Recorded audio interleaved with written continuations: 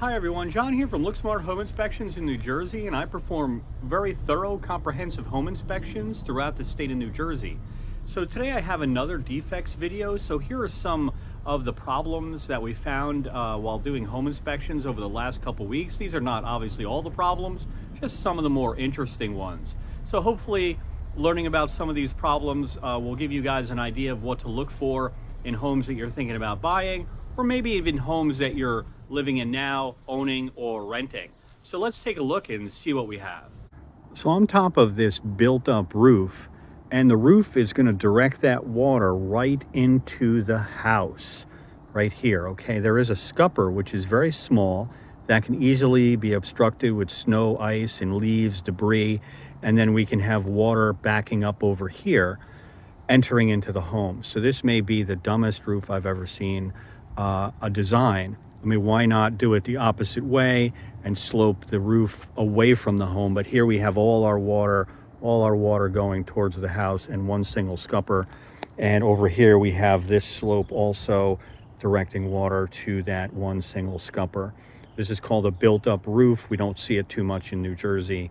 Has this pea gravel on it just for protection of the underlying roofing material. So we'll recommend replacement of this roof with a proper low slope roofing material, but that doesn't solve this problem right here. This is a horizontal crack in this crawl space foundation wall. So you see this crack right here. It's wide, it is not normal, it is way more than typical. And you can see it. So generally cracking like this is caused by expansive soils and water collecting on the exterior foundation walls and not being directed away. So what happens is over time that water against the walls freezes. Water, when it freezes, expands and exerts a lot of pressure on the foundation walls. And over time it causes this hydraulic wall cracking right here. So most likely this wall is going to need stabilization. And sometimes as home inspectors, we have to deliver bad news to our clients. But you know what? At least he's going to know what he's getting into over here if he purchases this home. Same crawl space, and we can look at this beam right here. We see all this mold on this beam. And the reason why we have mold all over this crawl space is because we have an active water penetration problem. This is the same crawl space as before. If we look over here on this framing, we see some more mold, lots of mold. Over here, we see mold, and some more mold here. So we're loaded with mold in this crawl space. This is not what we want to see when we purchase a house. So a correction is going to have to be made where a water infiltration, perimeter drain system is installed, as well as a significant mold remediation is going to have to be done in this crawl space as well. Most likely all this ceiling insulation is going to have to be removed as well to get a look at the ceiling and see how much mold we have above it as well. Just taking a look at this column in this basement of this flip house, and our column has to be secured to the underside of the beam, but we see what's, oh yikes, look at that. That's not so good. So definitely is going in the report. Here we see a cracked rafter and some ingenious use of piping clamps. 1, 2, 3, 4 piping clamps trying to support this cracked rafter right here. That's no good, has to be properly replaced or sistered. This is a smoke pipe from a boiler, but look what's going on here. It's completely rotted out. I can stick my whole hand through. So this means the toxic gas coming in this pipe here can just exit right into the basement, and that's a carbon monoxide hazard. This literally can kill someone. So I'm going to speak to the seller of this home and let them know that this is an unsafe condition and this boiler should be shut down immediately because this can kill somebody. No bueno. Just looking at this attic, and this is a gable wall. There's a chimney right outside this wall. And a lot of times we'll see this type of water penetration around here, right? Because what's happening is the chimney flashing is not watertight, where the chimney meets the structure of the home and it's allowing water to penetrate that area and leach through. So recommend to the customer that we definitely need a new chimney flashing because of all the moisture that we see around the chimney from this attic. This attic is unfloored. It's really difficult to get to this location, but it always pays to be careful and to look at the entire attic space when you're a home inspector or if you are purchasing a home. So here we have a deck right here, deck ledger that's attached to a cantilever or overhang here. We don't really want a deck attached to a cantilever because there is no meat or structure in this overhang. So we really want additional support under this ledger to prevent this ledger from pulling away. When decks fail, they fail right here at the deck ledger. So I'm going to recommend to the customer that they install additional support here, maybe a beam and some columns, so this deck ledger doesn't create a safety hazard where it attaches to this cantilever or this overhang right there.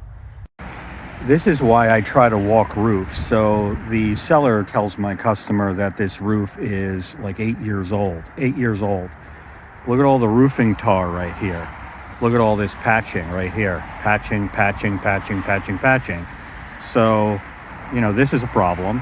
And you have to be careful of this because the default setting for a seller is usually to say that the roof is like 8 to 10 years old. I find this all the time. So it's like right in the middle of the life expectancy of a roof.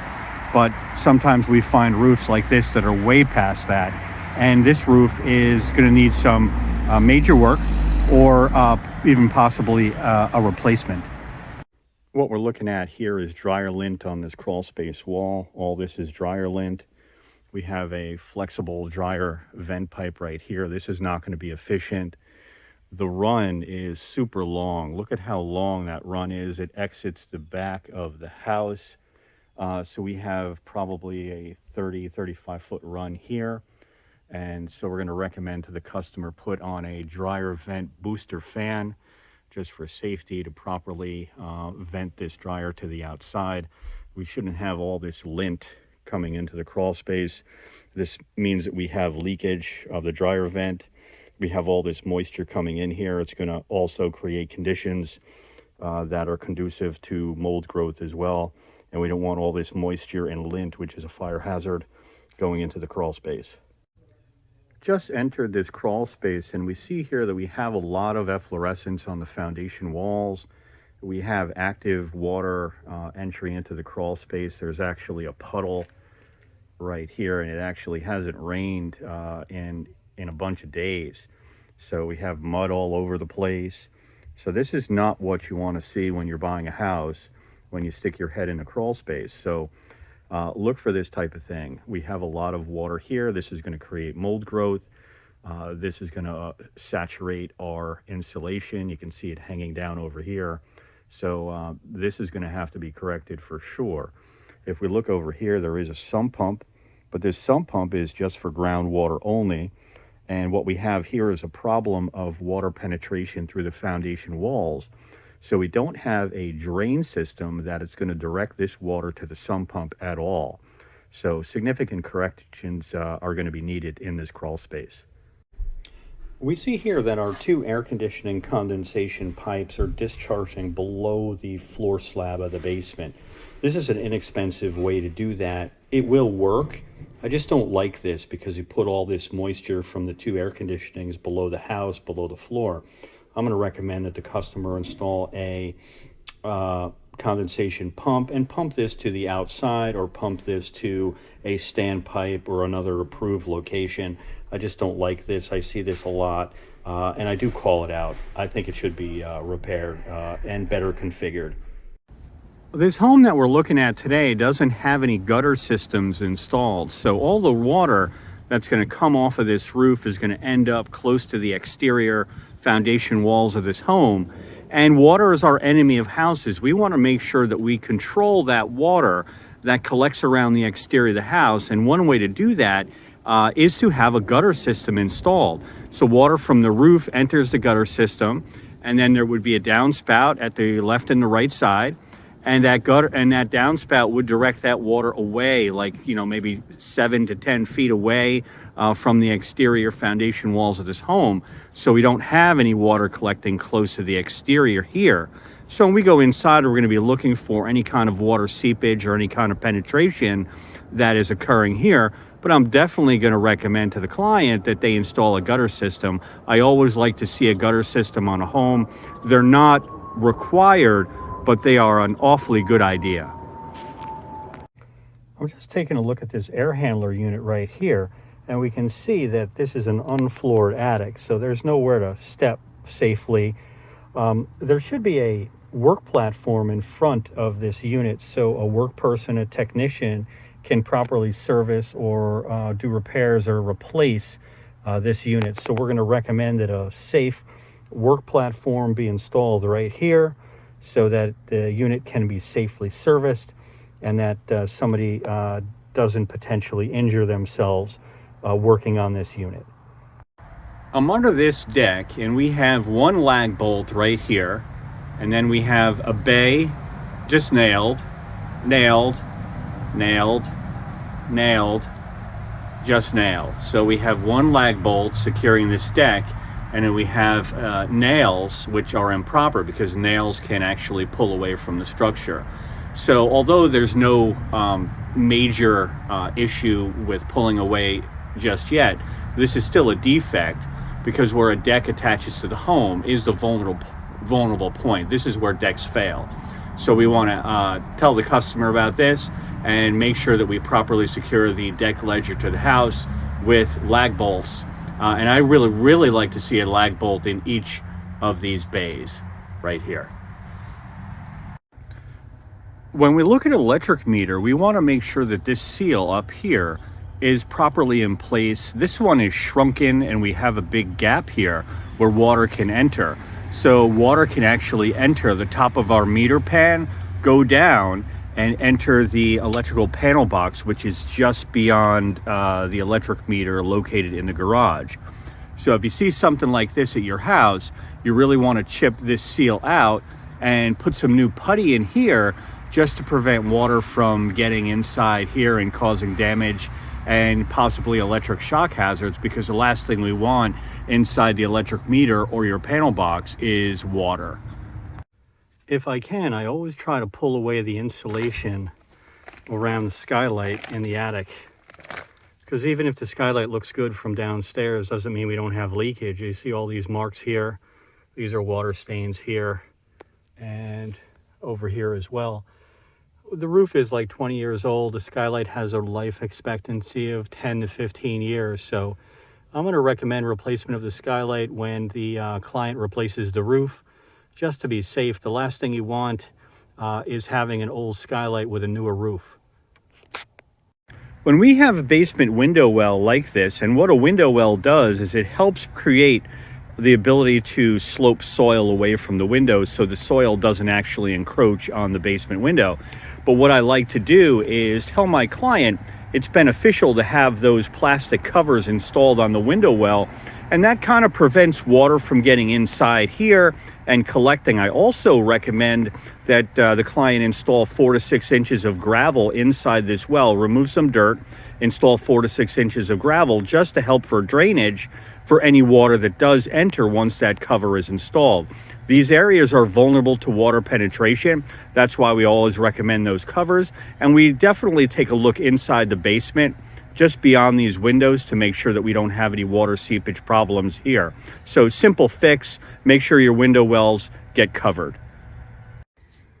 These deck rails right here are very loose, so if I push on them, they move very easily. They won't support the weight of an adult leaning on them. And they should be able to support 200 pounds across this top rail, which this won't. The issue is being caused by, there's no 4x4 post here, and where the deck meets the home, it's not tied in any way to the house.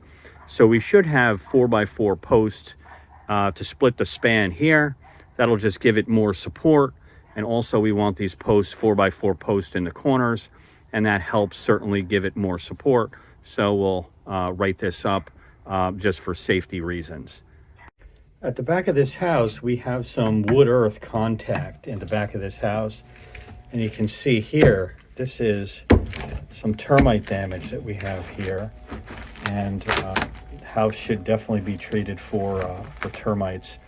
Whenever we have wood in direct contact with the soil, it's very vulnerable to this type of thing, carpenter ant damage and termite damage. So we definitely need a termite treatment at this house, and this wood member should be replaced. I'm going to look for other areas of termite damage as well. Everywhere you look in this house, on these heating pipes, you see this asbestos pipe wrap right here. All of this is really old. It's starting to deteriorate in areas, and all this asbestos pipe wrap should come out. So I'm going to recommend to the client that a environmental company come out who specializes in asbestos abatement, give them a price to remove all of this asbestos pipe wrap here. These heating pipes are very old, and it's just a matter of time before they have to be replaced, and this is going to have to be dealt with eventually. So why not deal with it before you close on the home or before you move into the house? So asbestos pipe wrap should be removed. Just want to thank everybody for watching the video. I certainly appreciate it. I enjoy making these videos, and hopefully you guys have found them a little bit helpful in terms of looking at these problems and checking out houses that you're thinking about buying, or even looking at houses that you're currently renting or owning. So thanks very much for hanging through the video. If you have any questions, please contact me. Without a doubt, no problem. And remember, stay empowered and keep your eyes open.